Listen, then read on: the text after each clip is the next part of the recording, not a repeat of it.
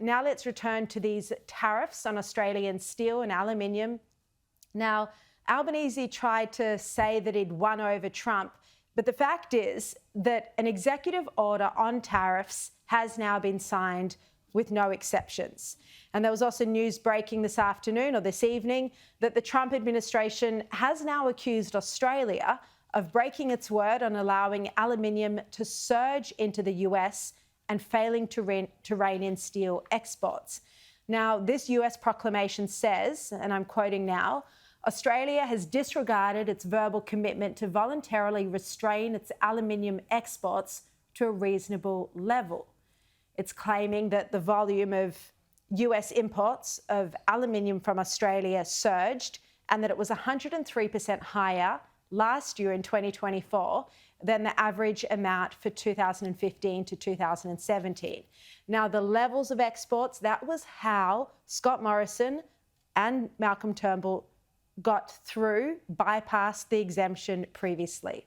Right, to discuss this and more, Liberal MP Julian Leeser joins me now. Julian, welcome. This is going to be a very difficult issue for the Prime Minister to deal with, given senior ministers criticised Trump and their policy positions couldn't be more different from the US when it comes to China and Israel. Well, Sharri, this is a very important issue. You're quite right. And the aluminium and steel industry is worth something of the order of $550 million worth of exports to this country. It employs thousands of Australians in jobs. And we in the coalition have been very clear that we support exemptions being negotiated from these executive orders in relation to aluminium and steel, and we support the government in its efforts to try and achieve those exemptions. It's very important that the US administration hears that there's bipartisan support for these exemptions.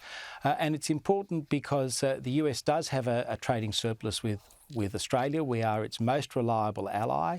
The AUKUS arrangements are going to provide lots of opportunities, not just for Australia, but the United States as well. And if we come to government with our nuclear policy plan, there'll be further trading opportunities there as well. So we are providing bipartisan support for these negotiations to achieve these exemptions. Julian, just sticking with Trump, he also said that if Hamas breaks its promise, as it looks like it is, and doesn't release hostages this week. In fact, Trump says if Hamas doesn't release all the hostages, then hell will break loose. What do you make of this threat? Well, I think when you go back to how the hostages came to be in Gaza in the first place, we saw the greatest crime committed against Jewish people in a single day since the Holocaust. We saw 250 people taken hostage. And as we've seen the hostages being released, each new release sees more emaciated hostages coming forward. While there's a joy in seeing the releases, there's great sadness in seeing the conditions and the suffering of the hostages that have been there. We in the coalition want to see all of the hostages released. We want to see them reunited with their families. That has been the sort of key condition in relation to this conflict. And so the idea that this is stopped and that the hostage releases are not continuing is a very bad development. All right, just quickly before you go, Mark Dreyfus attacked the coalition for politicising anti-Semitism. What's your reaction to Dreyfus's comments? Look, Mark Dreyfus has form in accusing the coalition of politicising these issues. Before the last election, when Scott Morrison pointed out the very great differences between the coalition and Labor on this, he accused Scott Morrison of politicising the issue.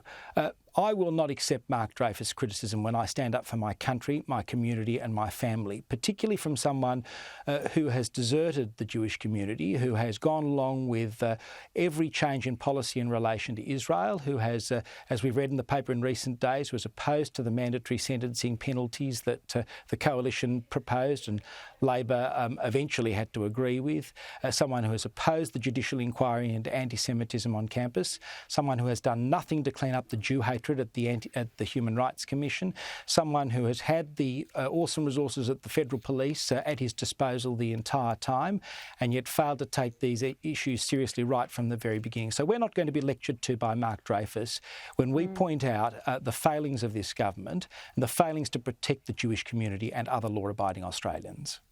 Well said. Very strong remarks, Julian Leeser. Thank you for your time, as always.